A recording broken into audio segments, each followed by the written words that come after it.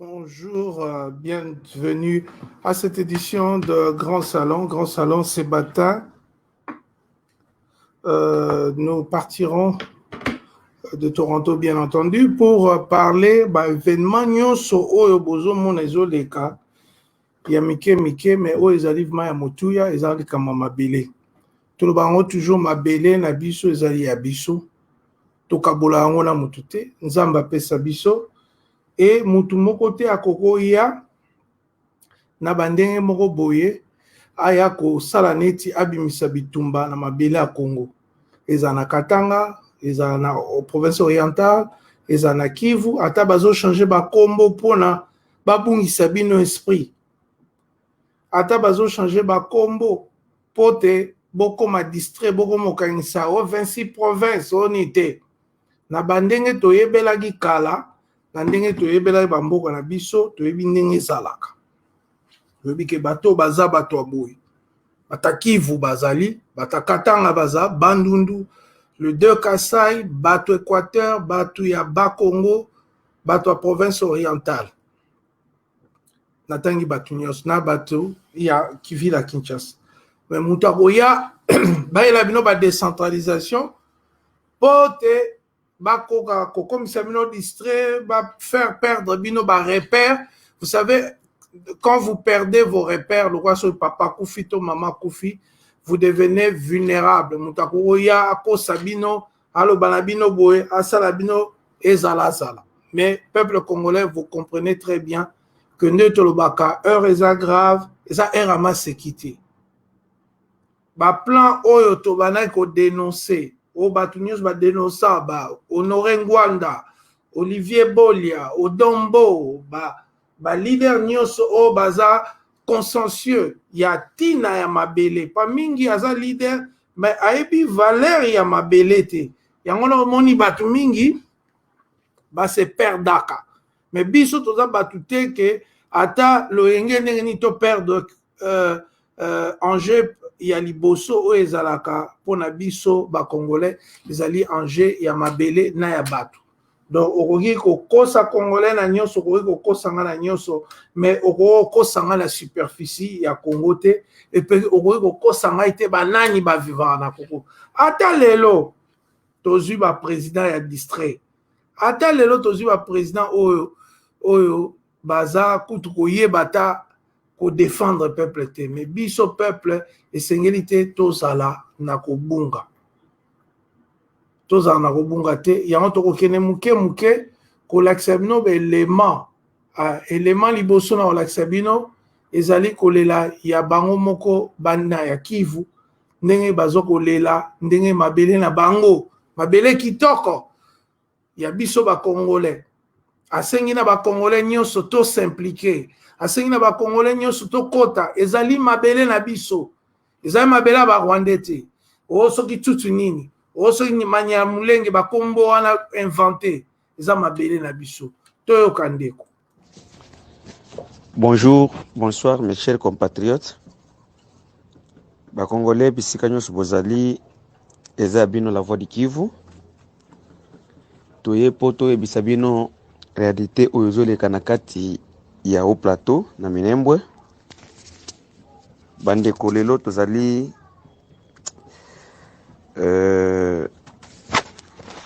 lelo tozali le 29 septembre 2020 toyokobisa bino ke mboka etekami balkanisation ekoti. Donc préparons-nous à la guerre contre les occupants et les officiers de la RDC qui sont à la tête, les gouverneurs et d'autres. Réalité zaboye mboka etekami, il est vrai que mboka etekami. Et puis Félix Tshisekedi Kabila et M. Théo Kasingwa Bidje na oyo emengo emuke na bangonde bateki mboka na biso. Message oyo biso to bandija mobilisation.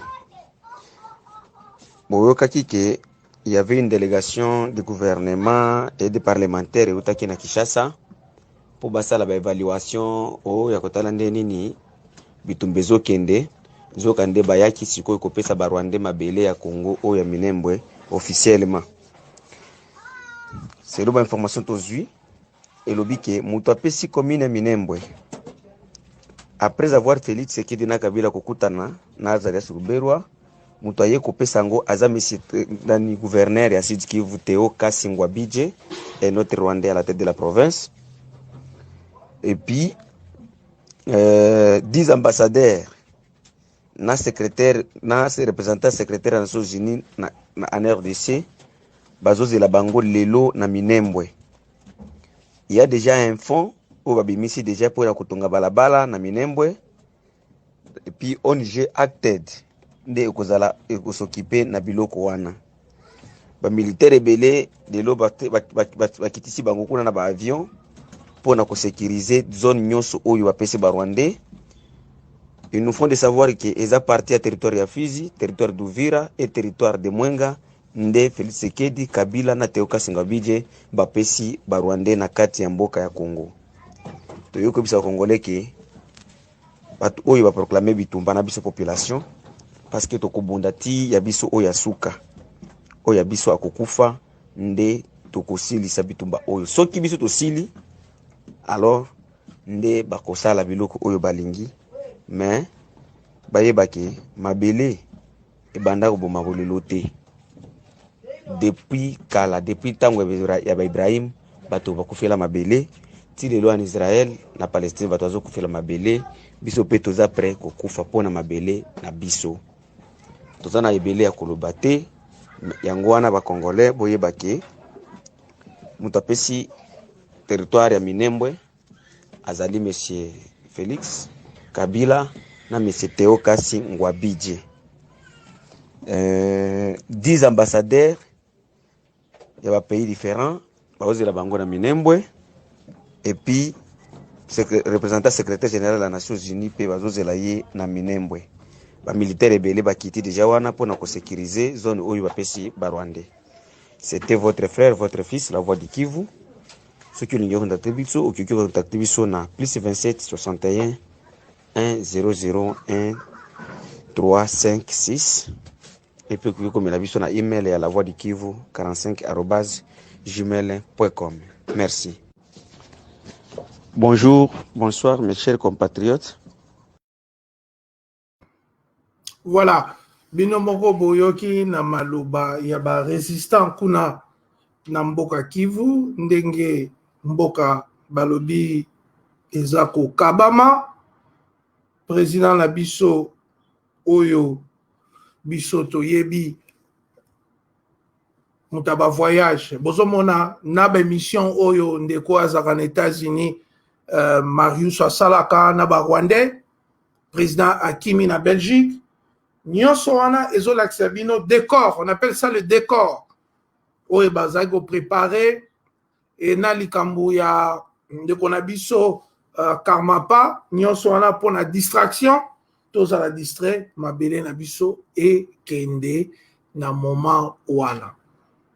Donc vous voyez, donc biso ba Congolais na yebite so basali biso eloko nini to sangana parce que so to sangani te na président na biso oyo basi ba corrompre bomoni que président azali parti nakati ya makambo yende parce que la diplomatie so momoni 10 ambassadeurs bazaki wana ba ambassadeur wana ba invité bango ba permettre bango ba ya wana na président Félix Yemoko parce que la diplomatie c'est biloko oyo ezaka apanage ya ba compétence na ye.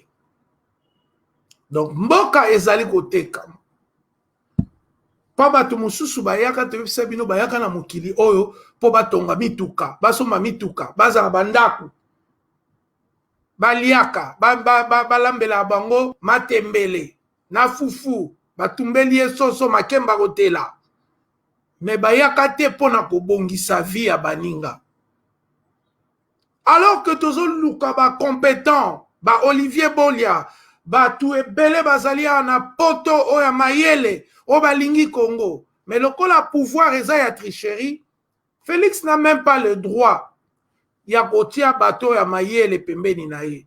Il s'est fait entourer tolanda bato bantouraka ye bo comprendre pona nini Mboka Congo eza koteka. Avec un cabinet composé à 89% de gens du même espace linguistique, dont 60% ont des liens de sang directs, dans un pays composé de plus de 450 ethnies, Félix Antoine confirme qu'il est le président le plus tribaliste non seulement de la RDC, mais du monde. Il nomme François Beya Kassongo, conseiller du président de la République en matière de sécurité. Il fait de son ami personnel originaire du même village que lui, Sylvain Kabongo, secrétaire particulier. Cet homme, connu sous son vrai nom Topin Mokangeshayi, est un complice de longue date du président de la RDC. Avec lui, ils ont été impliqués dans les années 90 et début 2000 dans des dossiers judiciaires en Belgique. C'est ainsi que, pour fuir la justice européenne, Topin Kabongo s'était réfugié au Canada où il vivait de l'aide sociale jusqu'à la nomination de M. Félix Antoine à la tête de la RDC. Topin Kabongo fait nommer ses deux frères, M. Jean-Claude Kabongo et M. Badibanga Kabongo, respectivement conseiller spécial en matière d'investissement et conseiller spécial en matière de lutte contre la pauvreté. M. Vidier Dzimanga est un autre louba de l'entourage bruxellois de Félix Dzilombo, connu pour la contrebande, falsification et contrefaçon, et nommé conseiller spécial en charge des questions stratégiques, avec sa cousine, Mme Bestine Kazadi nommée conseiller spécial en matière de coopération et d'intégration régionale. La liste est loin de s'arrêter là. Félix Dzilombo nomme son oncle, connu sous le nom d'Abeteo Dzilomba, comme conseiller principal au Collège Culture, Arts et Questions Religieuses. Ses cousins Jean-Paul Moulamba, Paul Mundela, Gilbert Mundela Dzimanga, de triste mémoire, et Michel Moulamba, vont occuper les postes d'assistant logistique, d'assistant personnel. Revenons sur Gilbert Mundela Dzimanga, décédé mystérieusement en janvier 2020 à Nairobi, au Kenya, pendant qu'il était en mission officielle de son patron. Les manifestes de l'aéroport de Nairobi révèlent que depuis mars 2019, M. Gilbert faisait de navette chaque week-end en jet privé en train Gili et Jomo Kenyatta avec des malles pleins de devises étrangers pour le déposer dans les comptes ouverts à Nairobi par le nouveau homme fort de la RDC, en complicité avec les autorités kenyanes, qui se réclament être parmi les parrains du pouvoir de Félix. Dans le milieu d'affaires et politique, on raconte qu'avec la mort suspecte de Gilbert, le président congolais a perdu des millions de dollars dissipés dans des comptes, dont Gilbert seul connaissait le secret et était le seul légalement à avoir accès. On raconte même que sa mort est liée à cette volonté de soustraire Félix à accéder son butin caché au Kenya. Et depuis, le président de la RDC n'a plus de bonnes relations personnelles avec les autorités kenyanes. Revenons à notre chronique du tribalisme à la tête de la RDC. D'autres proches louba de l'ethnie du président congolais occupent des postes tout autant stratégiques que lucratifs. Alexandre Kayebe sera nommé conseiller spécial en matière d'infrastructure. Roger Kamba va laisser sa pratique médicale en pédiatrie au Canada pour devenir conseiller spécial en charge de couverture des maladies universelles. Monsieur Marcel Kalubidzi Mankanda deviendra conseiller principal au Collège des relations avec les institutions, services et organismes publics. Le sulfureux Marcelin Bilomba est nommé conseiller principal au Collège économie et finances. Le cousin de Félix Ambroise Kazambou Mokinei est porté à la tête du déconseiller en charge de planification, agriculture, pêche et élevage. Le collège infrastructure sera confié à David Mukeba Kalangé. Madame Kalilouda prendra le collège urbanisme et environnement. Le président congolais ne s'arrête pas là. Décidément, il veut donner une santé financière à sa famille biologique aux dépens des finances de la République. Il fait de Patrick Poilu Abeya et de Nicolas Kazadi ses ambassadeurs itinérants. Il va chercher son gourou Yazuki Tanguay et fait de lui haut représentant et envoyé spécial et place José Kazadimbouyi comme un de ses représentants personnels, alors que Rémi Kankou devient son envoyé spécial, M. Alain Tatibilolo son intendant, M. Jacques Ilonga Mouila, décédé, Clarisse Kankou, Gabin Kalambayi Kapena, M. Francis Kayebe et son cousin Taylor Lubanga deviennent tous ses chargés des missions. Ses cousines Clémentine Zibola et Madame Bibiche Kabegele deviennent respectivement secrétaires administratifs et chargés des relations publiques.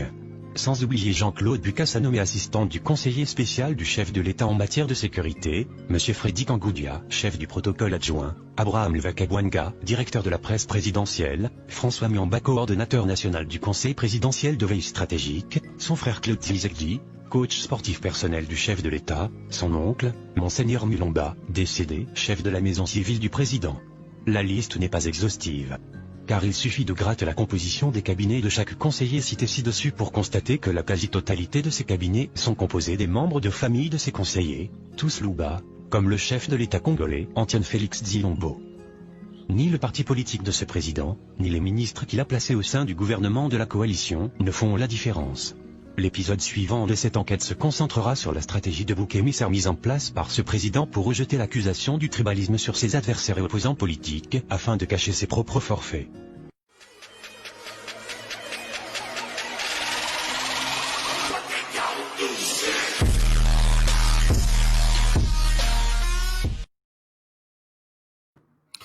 tant bandeko bozo mona makambo ndengo wana tant bozo mona ke président a travaillé à na bato coloné tant bozo mona ke président a travaillé à na bata famille na est-ce que le président a boyé à défendre bato à Kivu président boye a défendre Minembwe président boye a sala nyonso ke bato nyonso baliaka bamelaka président boye a sala ke mama ye moye comme ma propre non parce que bango baye bayaki nde toza koloba tolanda moko ya parti na bango ayebisa biso ndenge bayokanaka uta ntango papa Etienne azalaki kine lelo tala makambo bango bayokanaka bakosala soki pouvoir eyi aloba oyo koya tolembi 2 ans yango oyo Tshisekedi atiki biso tozosala te oyo ye tozosala te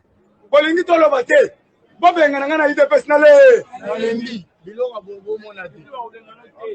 UDPS eza na biso nyonso papa atikaki boulangerie ya biso mwana nyonso fasi tolipa na ye batieli ye mwa mbebele vrai ou faux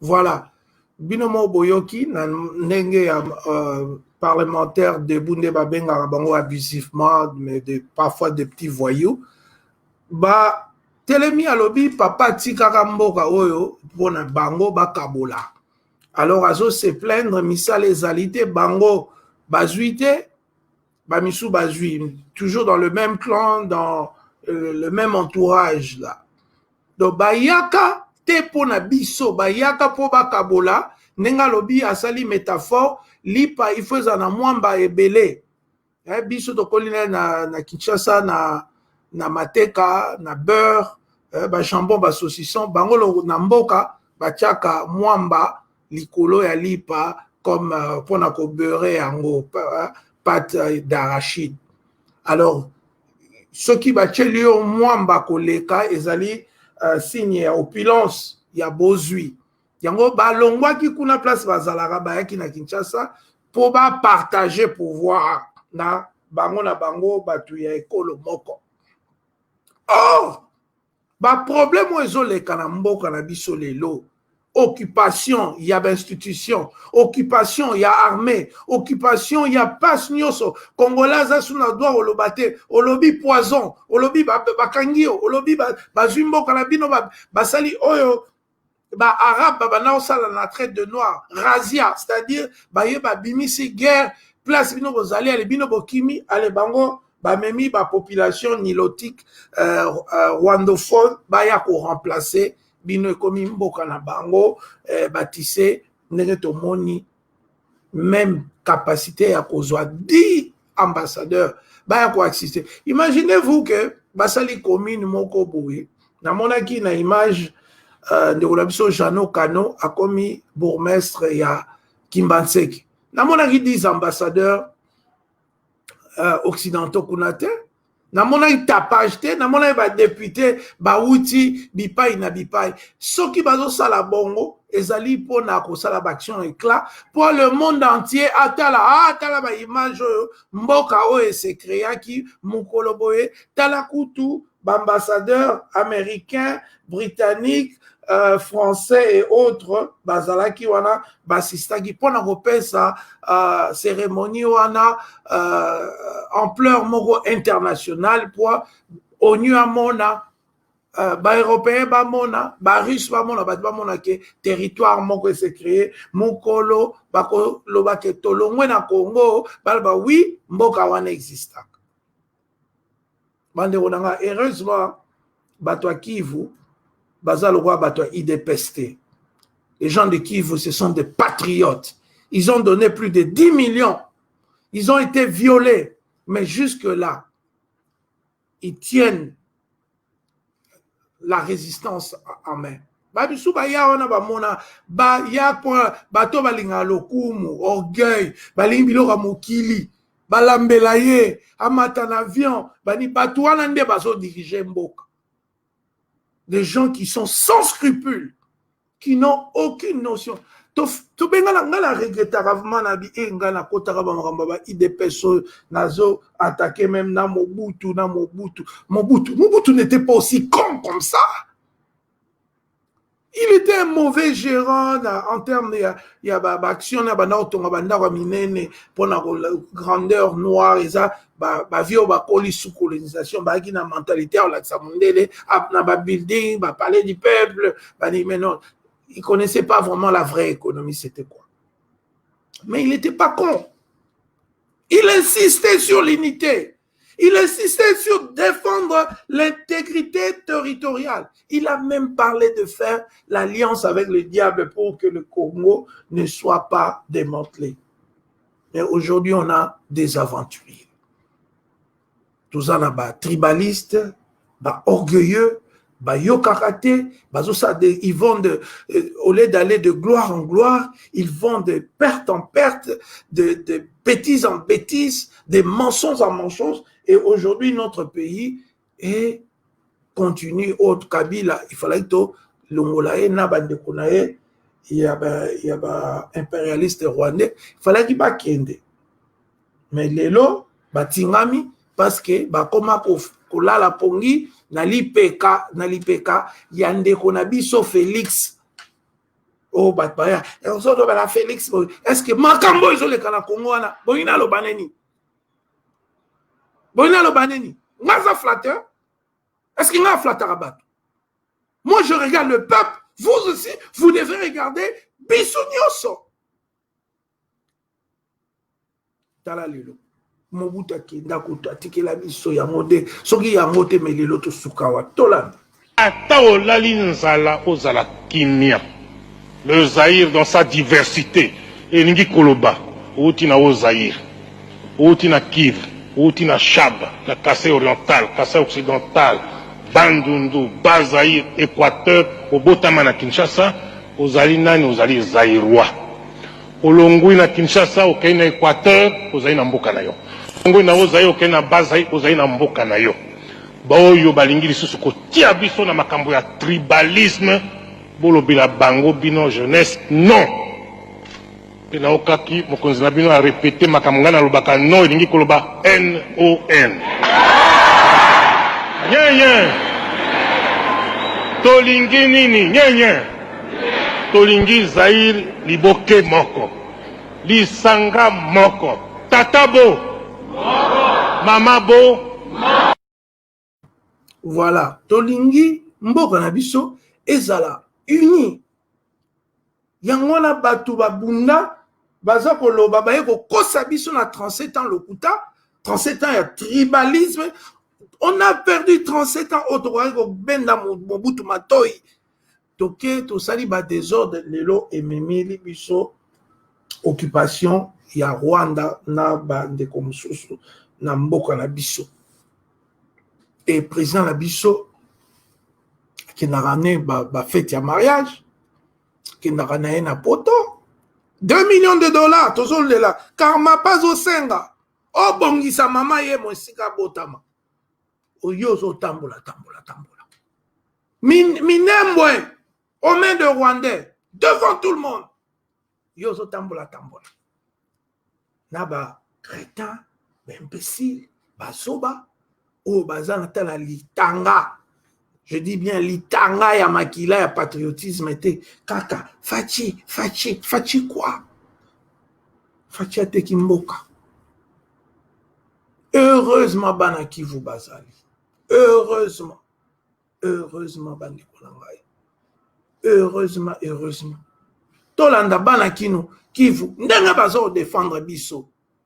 Bravo na bango. Chapeau bas, tokitisi mutu, tobi bana kivu. Boza makila ya solo. Yanga nzamba pesa bino bomengo. Parce que boza ba tribaliste te. Parce que malgré le bapé, bon, bitoyo kana na Rwanda biso to ça la territoire na bino. Mais vous vous êtes toujours attaché à vos frères. Malgré passé, malgré ma viol. T'as la docteur Mukwege. Docteur Mukwege. Des gens qui ont de l'éthique. Kaka ya médecine te. Ya bon moto zali, bolingo. Il est au Kivu, mais il se bat pour les Kinois, pour les gens du Bandundu, pour les gens de Katanga. Il n'est pas entouré de Makamuna Salagate que Tolo Bangona Kiswahili, Tolo Bangona Kinini. Non. Il est là pour tout le monde. Bolia que je suis là pour tout le monde. Batunyoso Balingi Basala pour tout le monde. Sauf Yo Félix. Tu es là pour tes propres poches. Et tu es entouré des imbéciles, des crétins colossaux, des Batoubazans patriotes, des chekoulistes, des bandits.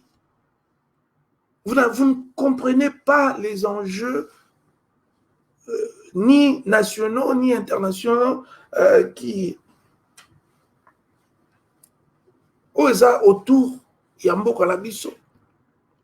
Biso tozo bunda. Tolanda ndeko na Kivu bandeko na oloba mingi te lelo.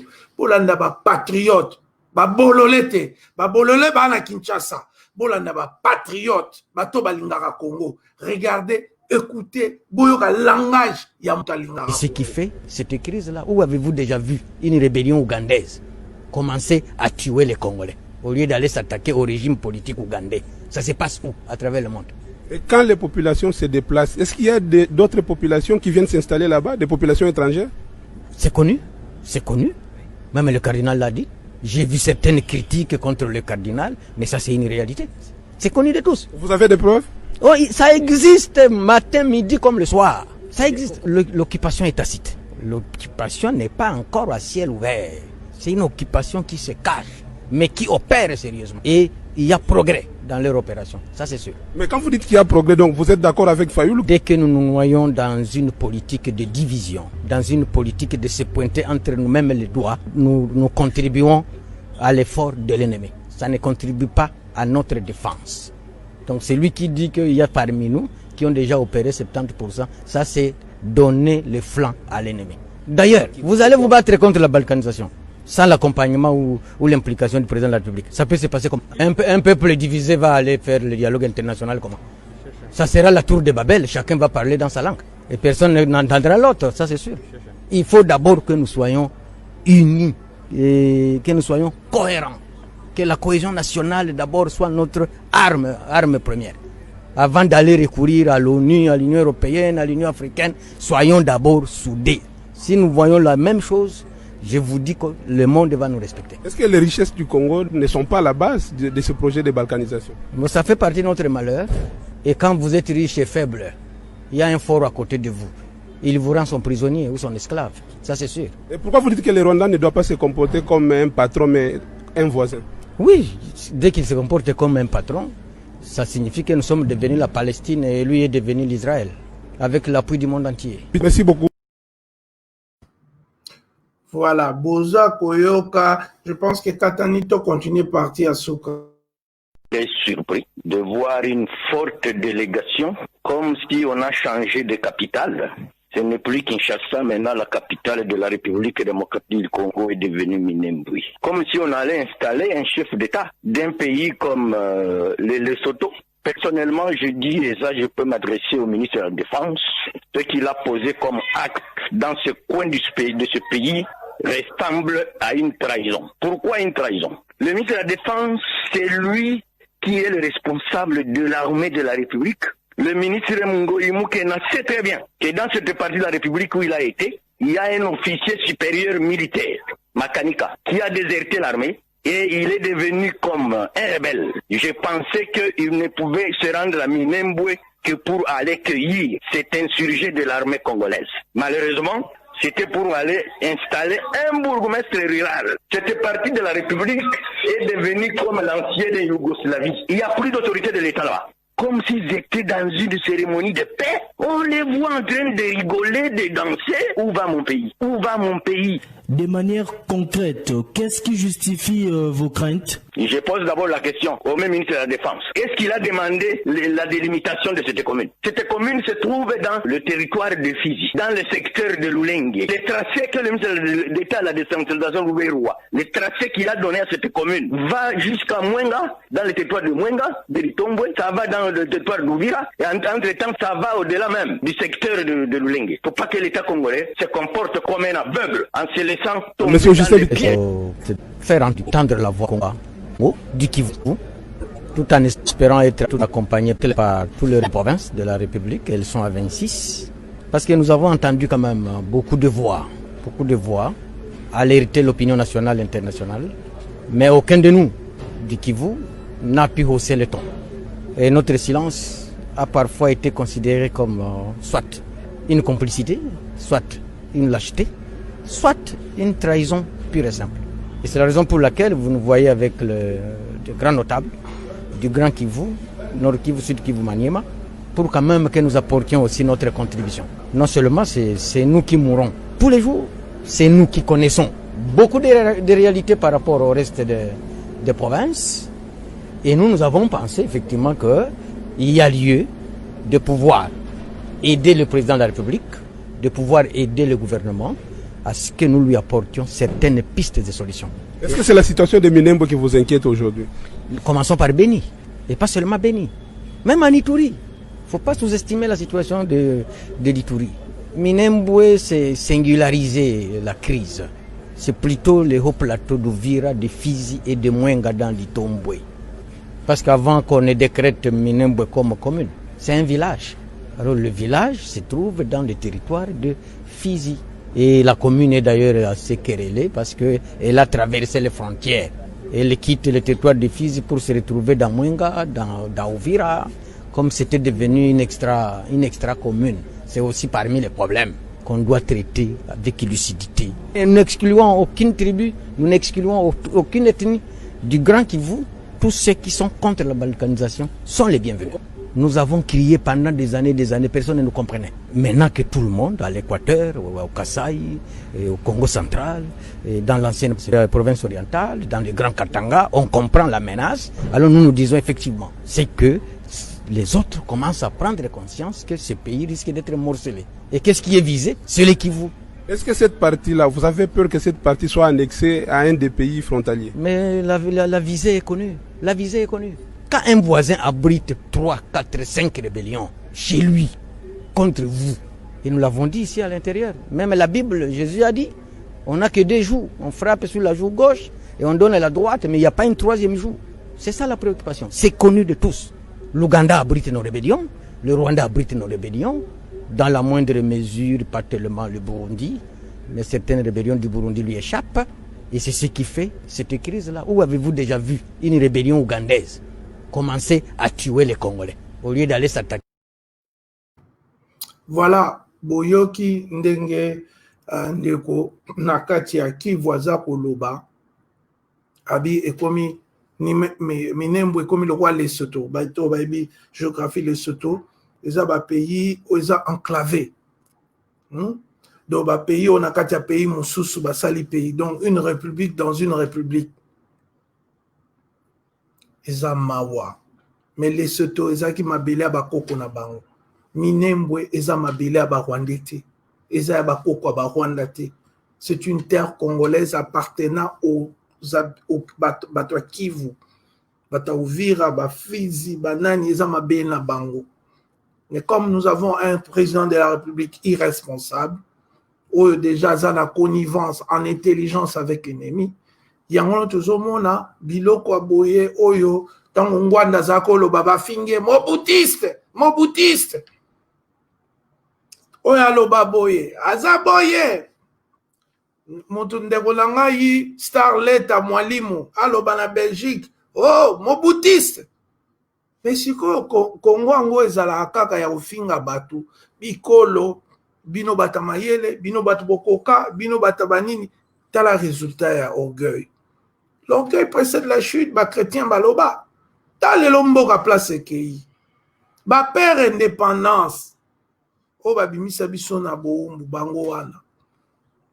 Tozomona Patrice Emery Lumumba, tozomona Kasavu Bouana, tozomona Paul Bolia wana. Bato babimisa bino na boumbu bango wana. Na ba oba bilili na bango ezate banzenza landu bandeko ebele Moïse Chombe bato nyonso bayaki ocha maboko po tobima. Yo moni bango bazali na ba comportement otomona lelo. Ba orgueilleux. Et puis des cons. Des gens qui se baladent avec de faux diplômes, de faux ceci, ils pensent que, voyez, je suis médecin. Médecin n'a diplôme à l'Okuta, au Futarabambon. Tout ça, regarde ce que Ememi Mboka na biso. Mais nous allons nous battre, chers amis. Bolembate. Nous allons nous battre. Qui vous a biso, qui vous tient. Toko bunati, toko récupérer ma belle wana. Et bino mo bogi ba prophétie zoya bokondia sikezo ya na. Bolanda o tozo le kawanata. Des corrompus. Est-ce que Dieu peut mettre un chécouliste au pouvoir? C'est Satan qui met des chécoulistes, des bandits, des brigands, des tueurs. Batouana de Satan lingaka tchaba on a pouvoir. Mais nous kolonzamba ko tchamu tuna pouvoir na Congo. Boko mona bolamu ekokoma mingi. Kolia ekokoma ebele. Kolimbisa na ekoma sincère. Kotonga mboka banzela. Mama yemo ekozala réhabilité. Et mama yemo ekozala rattaché na université de Kinshasa pour na ba recherche ba nini ba étudiant ba chercheur ya université de Kinshasa na ba université mususu ba kokoma ko travailler en symbiose pour na ko lutter contre ba pandémie ba épidémie ba maladie ba tumeur ba cancer ba handicap physique biloko nyonso ana ekozonga nezali. Nous avons simplement des gens qui ne sont pas à leur place. Des gens qui pensent qu'on dirige un pays comme on dirige une tribu ou une ethnie, je ne sais pas. C'est quoi ma bosenzi tokomi nango boy? Biloko na ebarate. Moi, je vous dis honnêtement, na ebarate ke ozala boy ndena to bana okene ba marche ba IDPS na ba hiver kokoma ba biloko ba memo ba nini. Je ne savais pas que c'était pour des bêtises. Si je savais, Seigneur, pourquoi on l'accès est raté? On l'accès va congolais que tozo kota la bouzoba. L'homme prudent va le mal de loin. Comment on l'a pas vu? Comment on n'a pas vu que ces gens étaient, Félix et son entourage étaient des gens des médiocres? Parce que tous les culte, les Congolais vivent des sentiments, des feelings. Nous ne vivons pas des faits, des évidences. C'est pourquoi au moins tous au erreur.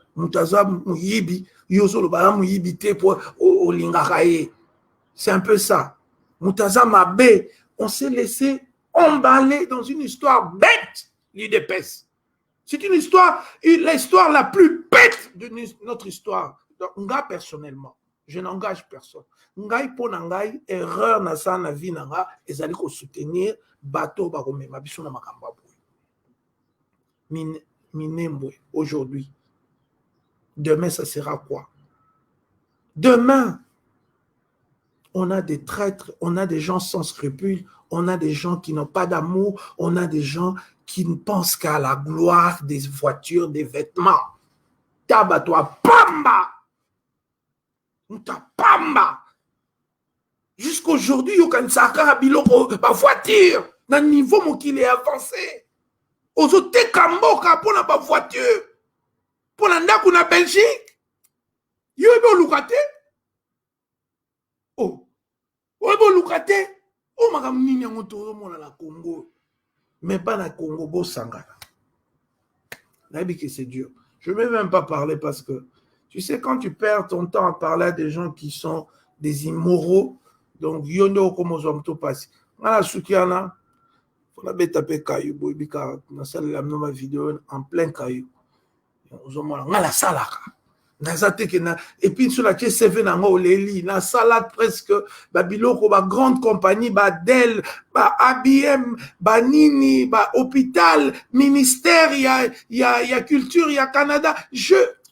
j'ai eu une expérience. Vous prenez des gens qui ont des faux diplômes et qui n'ont jamais travaillé. Pas diriger Bino. Si ma biso de lobby à Bolia, Tikakaka, au monde Félix a mutalimete, banini. C'est faux. Félix a mutalimete, Azamwa Lambinza, Akola Nagombe, Amwa Limetete. Pourquoi vous voulez que nous vivons des mensonges? Cette maison-là délimitée appartient à l'État congolais. Son père l'a eu de manière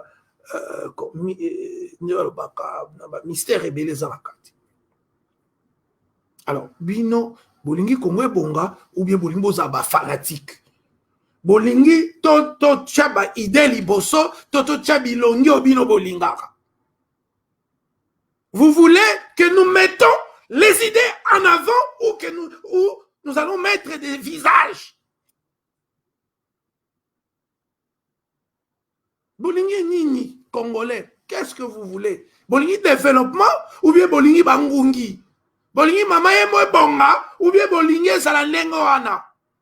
A poto bonga, il faut batu o ba yakate pour la asomba caleçon. Puis toi tu veux devenir ministre pour acheter à ta femme un caleçon.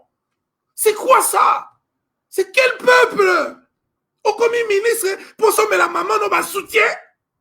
C'est quel peuple? Tokomanini.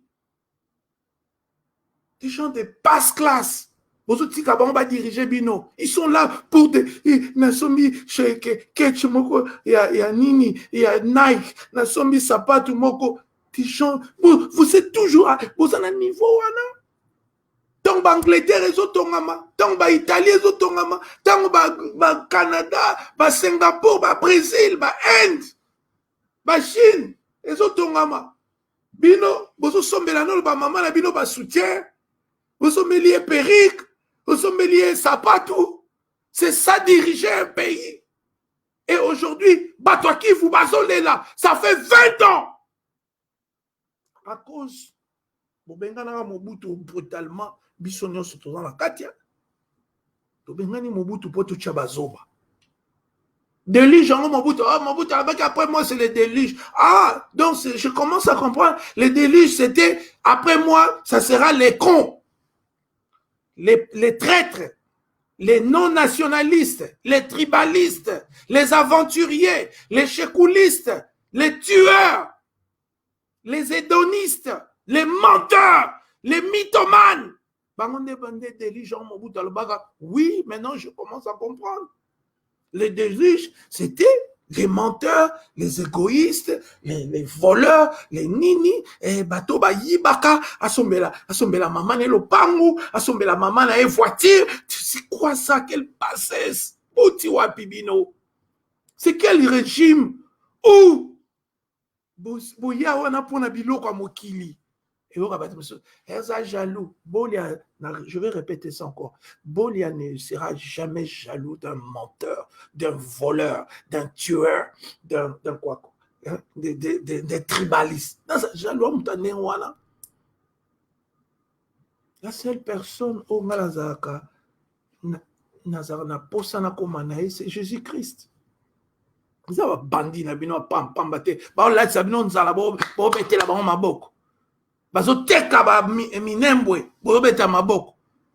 Je ne ferai plus partie de ce lot-là, surtout pas de l'UDPS, un parti de traîtres, un parti des gens qui ne veulent pas, qui n'ont pas une vision nationale, qui n'ont pas la grandeur morale.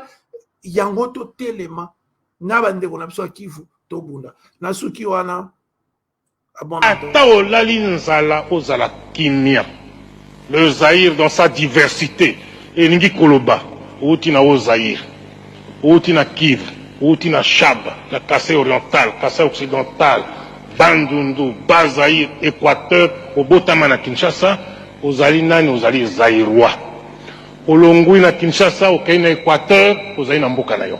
Longui na Ozaï, au Kaina Bas-Zaïre, aux Aïna Mbokanayo. Baoyo Balingi, Sisuko, Tiabiso na Makambo ya tribalisme. Bolobila bango bino jeunesse, non.